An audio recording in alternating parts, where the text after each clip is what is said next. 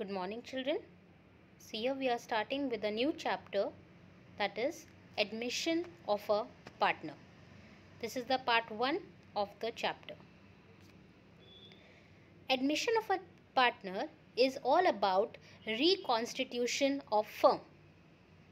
With the admission of a partner, existing agreement comes to an end and new agreement among all the partners come into existence. Reconstitution का मतलब होता है कि firm दोबारा से बन रही है, यानी कि हम लोग पहले पढ़ चुके हैं that in partnership business an agreement is compulsory either in oral or in written.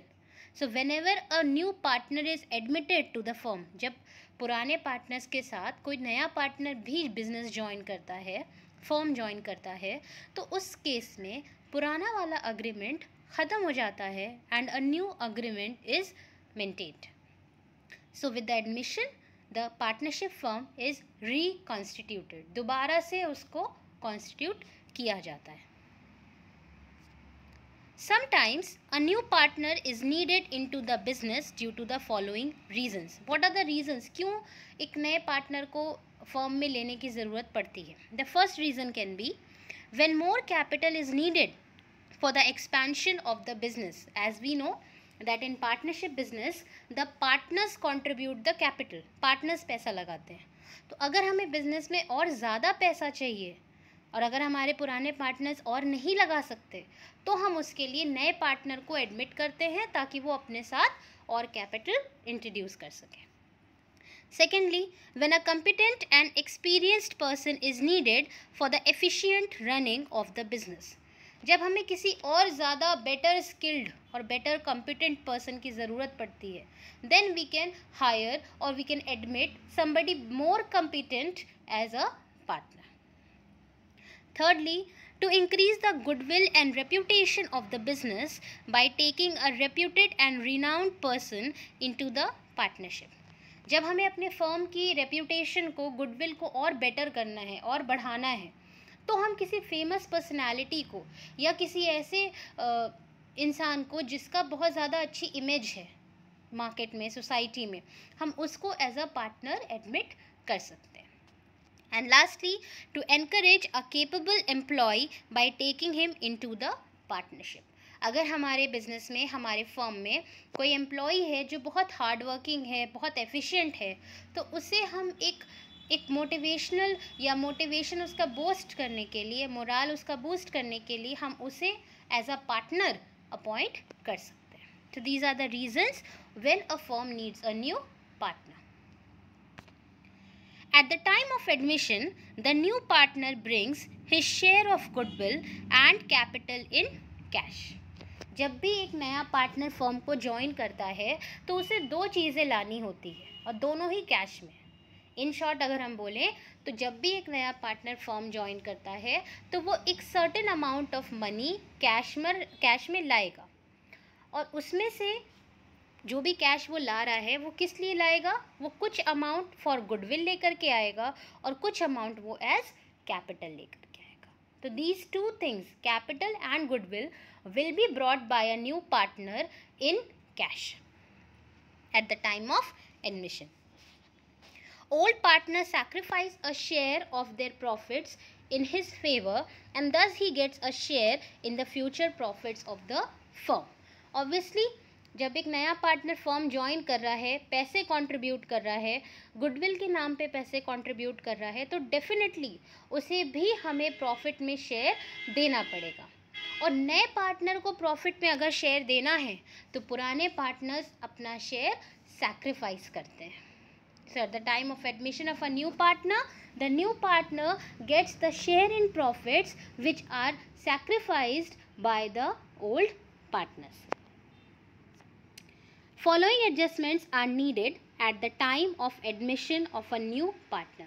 जब भी एक पार्टनर का एडमिशन होता है या नया पार्टनर फॉर्म ज्वाइन करता है तो हमें ये सारी चीज़ें, ये सारे एडजस्टमेंट्स करने पड़ते हैं. Firstly, calculation of new profit sharing ratio और we can say new PSR. जब नया पार्टनर फॉर्म ज्वाइन करता है तो पुराने को जो हम प्रॉफिट दे रहे थे उसमें चेंज होगा, क्योंकि अब हमें नए पार्टनर को भी प्रॉफिट देना है. तो इसीलिए अब हमें नया PSR या प्रॉफिट शेयरिंग रेशियो कैलकुलेट करना पड़ेगा। Secondly, accounting treatment of goodwill. Goodwill की कैसे ट्रीटमेंट होगी, हमें उसका भी एडजस्टमेंट करना पड़ेगा। Then accounting treatment of joint life policy, accounting treatment for revaluation of assets and liability, accounting treatment of reserves and accumulated profits, and adjustment of capitals on the basis of new profit sharing ratio. So these are the 6 adjustments which are done at the time of admission of a new partner. These adjustments will be discussed in detail along with the practical questions in the forthcoming videos. Let us start with the first adjustment, that is calculation of new profit sharing ratio. The ratio in which all the partners will share the profits and losses is called new profit sharing ratio. वो ratio जिसमें सारे partners including the new one, सारे partners profit को share करेंगे, that is known as new profit sharing ratio. Formula for new profit sharing ratio is old ratio minus sacrificing share. New PSR हम कैसे निकालेंगे, पुराने partners का जो पुराना रेशियो था नए पार्टनर के आने के पहले, उसमें से जब हम माइनस कर देंगे कि उन्होंने नए पार्टनर के लिए कितना सैक्रिफाइस कर दिया, तो जो बचेगा that will be the new ratio of the partner. And formula for sacrificing ratio is old ratio minus new ratio. पहले से जो पार्टनर का था माइनस अब जो उनको नए पार्टनर के आने के बाद मिल रहा है एक्चुअल में, दोनों के बीच का जो डिफरेंस होगा दैट मीन्स वो उन्होंने सैक्रिफाइस किया है. So this is the formula. The basic rule. In order to make the ratios denominator same, the number which is multiplied in the denominator needs to be multiplied to the numerator as well. हमें पता है कि ratios तभी correct होगा जब सारे ratios का denominator same होगा. For example, if the ratio is 5:3, तो वो 5/8 3/8 होगा, तो ही वो करेक्ट रेशियो 5:3 आएगा, क्योंकि डिनोमिनेटर सेम है. बट अगर डिनोमिनेटर सेम नहीं है, फॉर एग्जाम्पल 5/8 है और 3/16 है, तो उस केस में हमें सबसे पहले डिनोमिनेटर्स को सेम करना पड़ेगा. वो कैसे करेंगे, हम बड़े डिजिट को छोटा नहीं कर सकते, हम छोटे डिजिट को बड़ा करेंगे. तो 8 और 16 में ग्रेटर डिजिट है 16, तो हम 16 को 8 नहीं करेंगे, रैदर हम 8 को 16 करेंगे. और वो डिनोमिनेटर सेम करने के लिए या बराबर करने के लिए हम जो भी नंबर डिनोमिनेटर में मल्टीप्लाई करेंगे, हमें वही नंबर उस फ्रैक्शन के न्यूमरेटर में भी मल्टीप्लाई करना पड़ेगा. फॉर एग्जाम्पल, हमारा फ्रैक्शन है 5/8, तो 8 को अगर डिनोमिनेटर को हमें 16 बनाना है तो हमें 8 में क्या मल्टीप्लाई करना पड़ेगा, 2. दैट इज़ 8 × 2, तो हमें हो जाएगा 16. तो यही 2 हमें न्यूमरेटर में भी मल्टीप्लाई करना पड़ेगा, यानी 5 × 2 दैट मीन्स 10.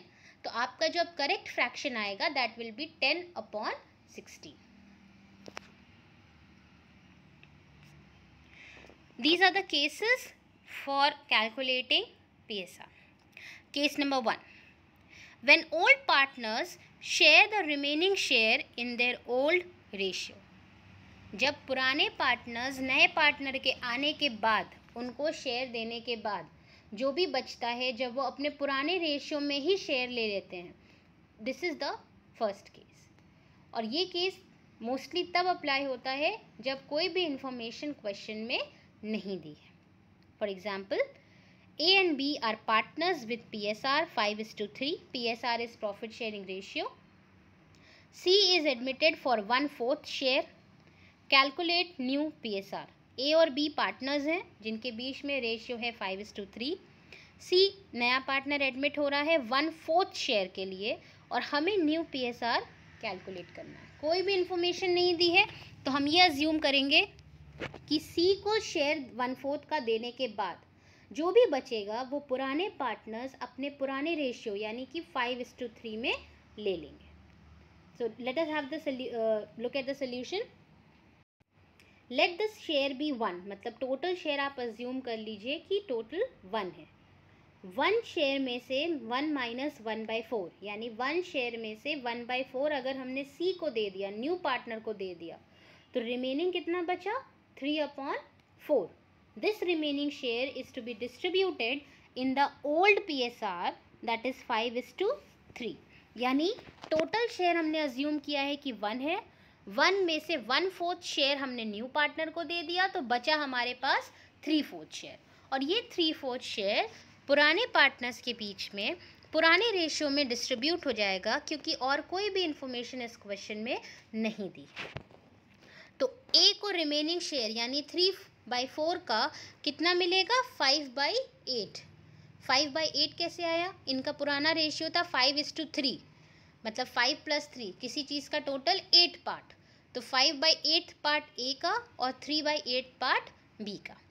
तो ए को रिमेनिंग शेयर 3/4 का 5/8 मिलेगा, दैट मीन्स 15/32. बी को रिमेनिंग शेयर 3/4 का 3/8 मिलेगा, दैट इज 9/32. और सी कितने शेयर के लिए आया है? 1/4 शेयर के लिए. और जैसा कि हम लोगों ने बेसिक रूल पढ़ा, ए और बी का डिनोमिनेटर है 32, सी का डिनोमिनेटर है 4, तो हम 32 को 4 में कन्वर्ट नहीं करेंगे, हम 4 को 32 में कन्वर्ट करेंगे. इसके लिए हमें 4 में 8 को मल्टीप्लाई करना पड़ेगा, और जो भी हम डिनोमिनेटर में मल्टीप्लाई करेंगे वो ही हमें न्यूमरेटर में भी मल्टीप्लाई करना पड़ेगा.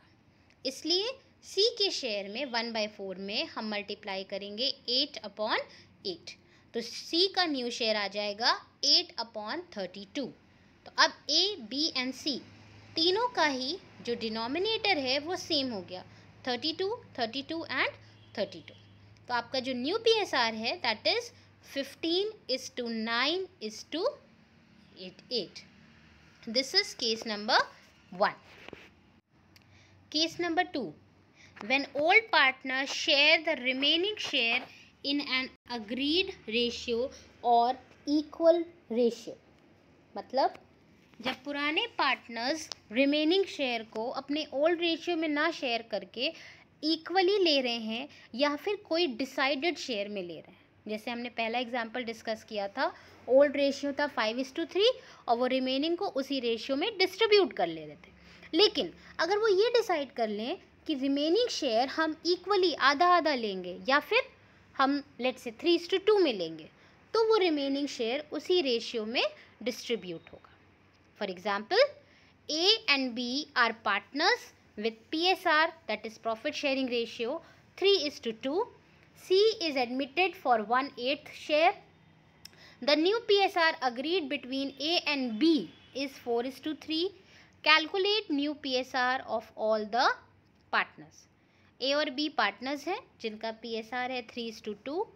C नया पार्टनर आ रहा है 1/8 शेयर के लिए, और ए और बी ने डिसाइड किया कि उनके बीच में जो न्यू PSR रहेगा वो 4:3 रहेगा. Now let us see the same methodology. Let us assume that the total share is 1. Let the total share be 1, और 1 में से जब 1/8 हम माइनस करेंगे, क्योंकि 1/8 हमने न्यू पार्टनर को दे दिया, तो हमारे पास रिमेनिंग शेयर बचेगा 7/8. और ये रिमेनिंग शेयर ओल्ड पार्टनर्स में डिवाइड हो जाएगा ए और बी में, किस रेशियो में? जो उन्होंने डिसाइड किया है, दैट इज़ 4:3 में. तो ए को 7/8 रिमेनिंग शेयर का हम देंगे 4/7, दैट मीन्स उसका आ जाएगा 28/56.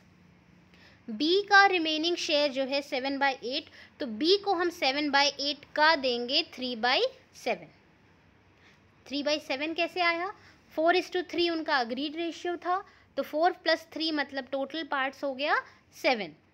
तो इसमें से 4/7 ए का और 3/7 बी का, तो रिमेनिंग शेयर का 3/7 will be given to B, that is 21/56.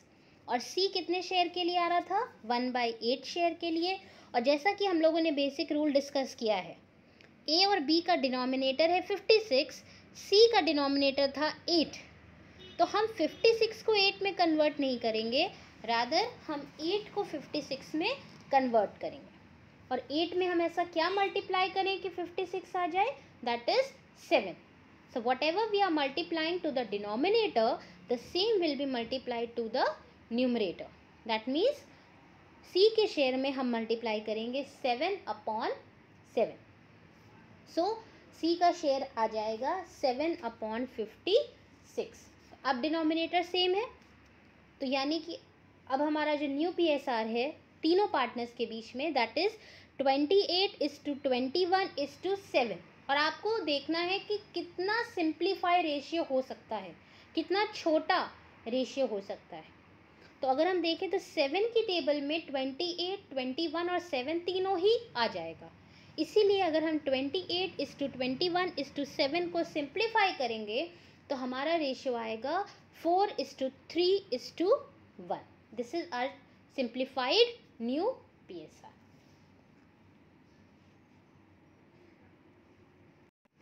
Case number 3. When new partner acquires his share of profit from old partners in certain ratio, or old partners sacrifice their share of profit to the new partner in certain ratio. मतलब जब नया partner firm में आ रहा है और उसका जो share है वो पुराने पार्टनर्स कंट्रीब्यूट कर रहे हैं किसी एक पर्टिकुलर रेशियो में. For example, A and B are partners with PSR 5:3. C is admitted for 1/4 share which he acquires from A and B equally. Calculate new PSR. If you have a look, I have underlined the word from.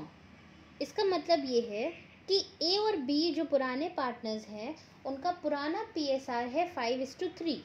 C नया partner admit हो रहा है 1/4 share के लिए, जो कि उसे A और B ने इक्वली दिया है फ्रॉम देयर शेयर. फ्रॉम मतलब अपने शेयर में से उन्होंने इसे इक्वली दिया है, यानी 1/4 का आधा, हाफ A ने दिया है अपने शेयर में से, और 1/4 का हाफ B ने दिया है अपने शेयर में से. तो सबसे पहले तो हमें ये निकालना पड़ेगा कि उन्होंने सैक्रिफाइस कितना किया. वो हम कैसे निकालेंगे? Here we need to calculate sacrificing share first and then new PSR by applying the formula new PSR is equal to old ratio minus sacrificing share.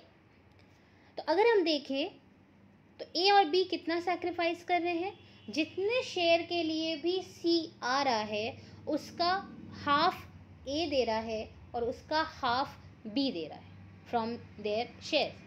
तो C is coming for 1/4. That means अगर आप देखें sacrificing share का column, तो A 1/4 यानी C के share का 1/2 half, क्योंकि इक्वल है, दो पार्टनर्स है तो हाफ हाफ. तो C का शेयर 1/4 का हाफ A दे रहा है, सैक्रिफाइस कर रहा है, यानी वो अपने शेयर में से कितना सैक्रिफाइस कर रहा है 1/8. और B C का शेयर जो है 1/4 उसका हाफ दे रहा है, यानी 1/2, दैट इज 1/8. तो A अपने शेयर में से 1/8 सैक्रिफाइस कर रहा है C के लिए, और B अपने शेयर में से 1/8 सैक्रिफाइस कर रहा है C के लिए. Now let us see the new PSR. As we have already discussed, the formula for new PSR is old ratio minus sacrificing share. So in this question, you have new PSR with you and now you have the sacrificing share also. So you can simply put the values in the formula and calculate. So the old ratio of A is 5/8, क्योंकि 5:3 उनका old ratio था, तो 5 + 3 यानी 8. तो 5/8 part हो गया A का और 3/8 पार्ट हो गया B का. A का ओल्ड रेशियो है 5/8 माइनस A ने अपने शेयर में से कितना सैक्रिफाइस किया है 1/8. तो 5/8 माइनस 1/8, यहाँ पे डिनोमिनेटर सेम है तो हमें एलसीएम लेने की ज़रूरत नहीं है, straight away we can deduct. So 5 - 1 that is 4/8. B का ओल्ड रेशियो है 3/8 और B का सैक्रिफाइसिंग शेयर है 1/8. तो यहाँ पे भी डिनोमिनेटर सेम है, हमें एलसीएम लेने की ज़रूरत नहीं है. सो 3 - 1 दैट मीन्स 2/8. 8। तो ए का न्यू PSR है 4/8, बी का न्यू PSR है 2/8 और सी का जो शेयर था वो था 1/4। तो अगर हम देखें ए और बी का डिनोमिनेटर 8 है बट सी का डिनोमिनेटर 4 है, तो हम 8 को 4 में कन्वर्ट नहीं करेंगे, रादर हम 4 को 8 में कन्वर्ट करेंगे। तो 4 में हम कितना मल्टीप्लाई करें कि 8 आ जाए? 2।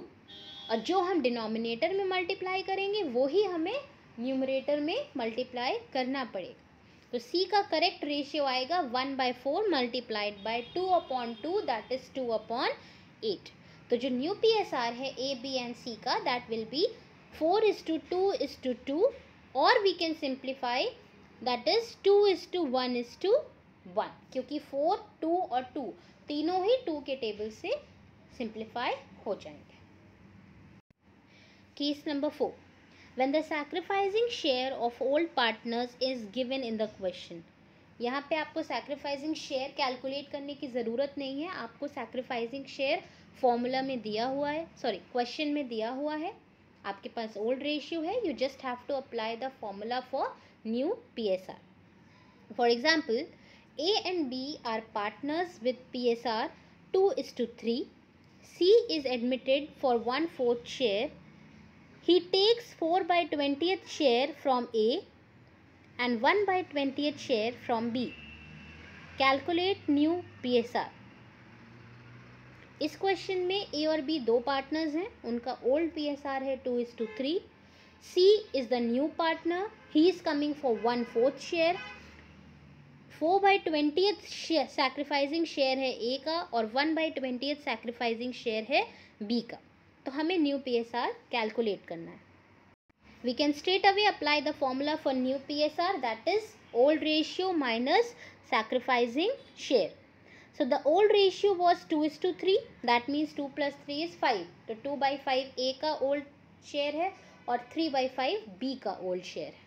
So A का new share is old ratio minus sacrificing share, that is 2/5 minus उसका sacrifice, that is 4/20।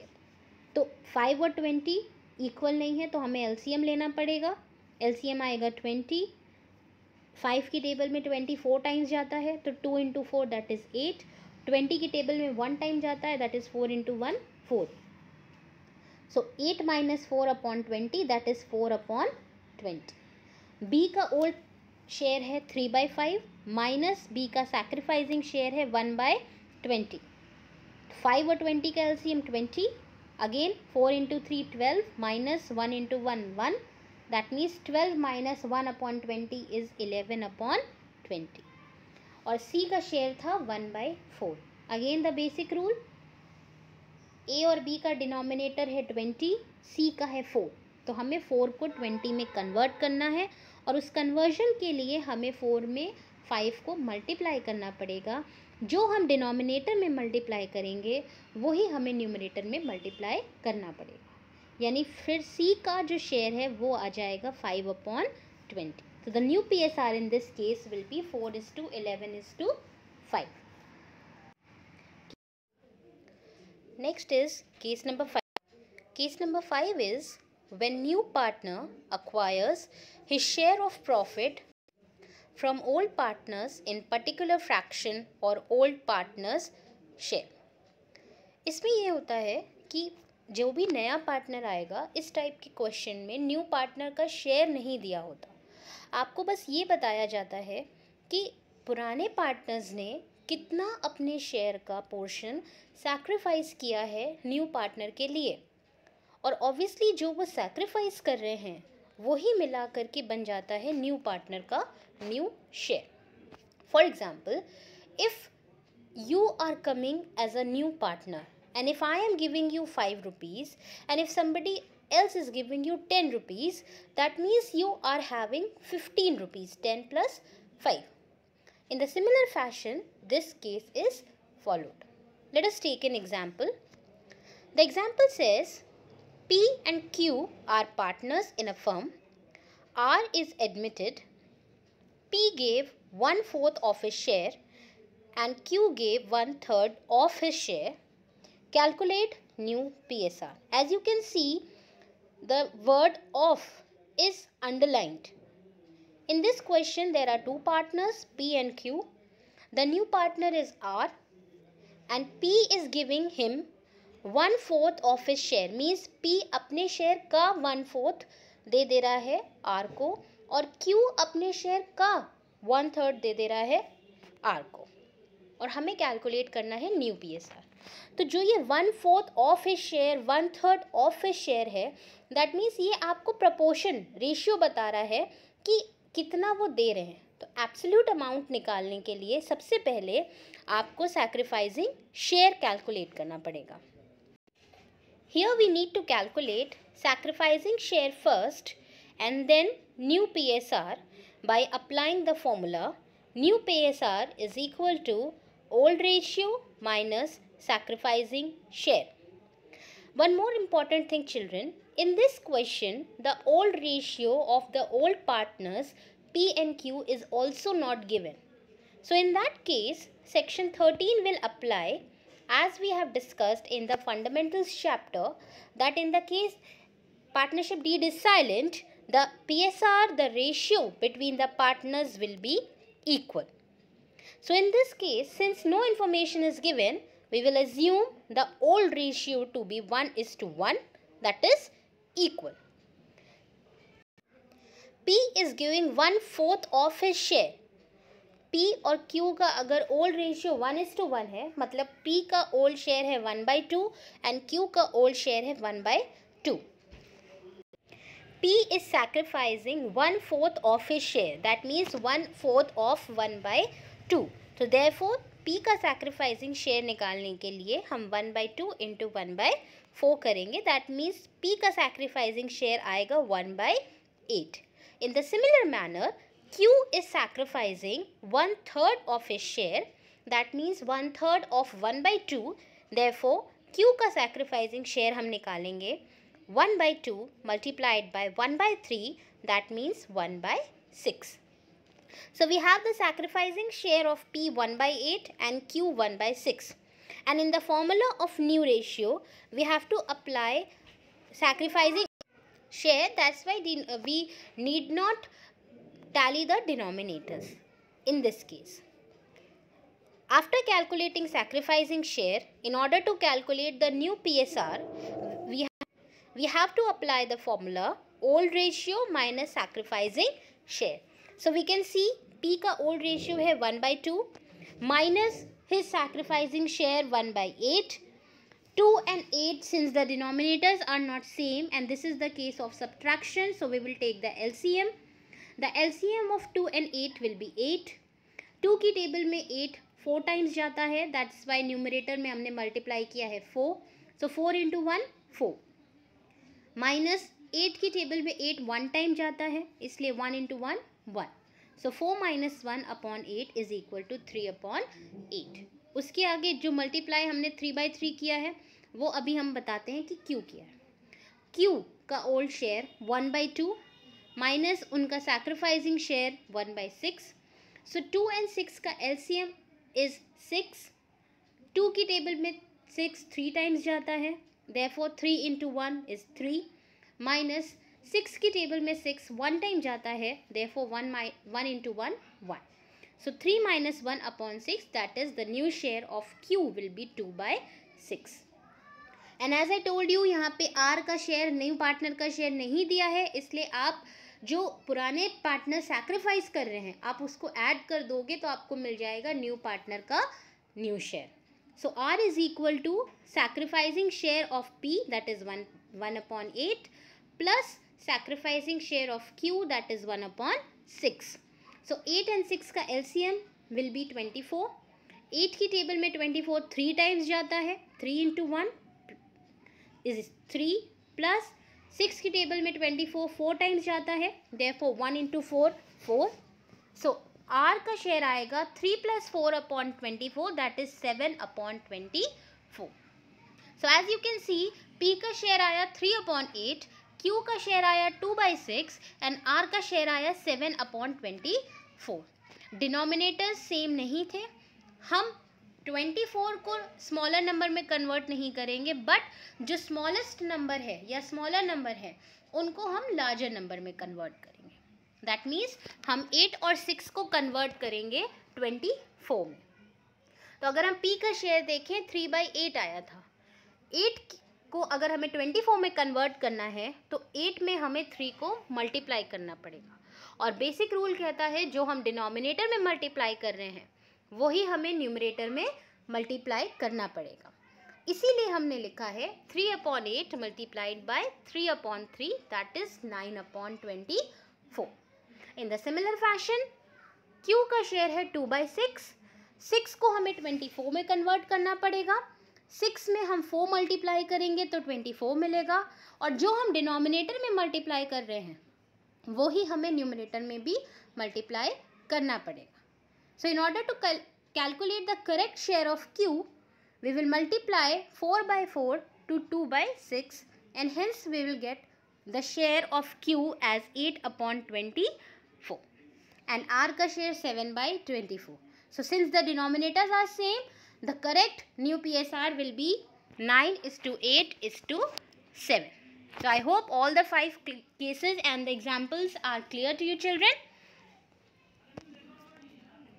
On the basis of the cases and formulas discussed here, these are the questions which you have to do in your register. You have to answer the following questions in your register. Question number 1. Give the formula for calculating new profit sharing ratio. The formula for new profit sharing ratio is old ratio minus sacrificing share. Second question. Give the formula for calculating sacrificing ratio. Here the formula is old ratio minus new ratio. Then question number 3. You have to solve practical question number 1 to 6. That means question number 1, 2, 3, 4, 5 and 6. And question number 10 to 12. That means 10, 11 and 12 from the chapter Admission of a Partner of Accounts book by D.K. Goel, Volume 1. So these questions given as an assignment are purely based on the cases we have discussed children. These are very small questions. Kindly go through the video once again, revise the cases and then solve these questions on your own. Practice as many questions as you can children. Thank you.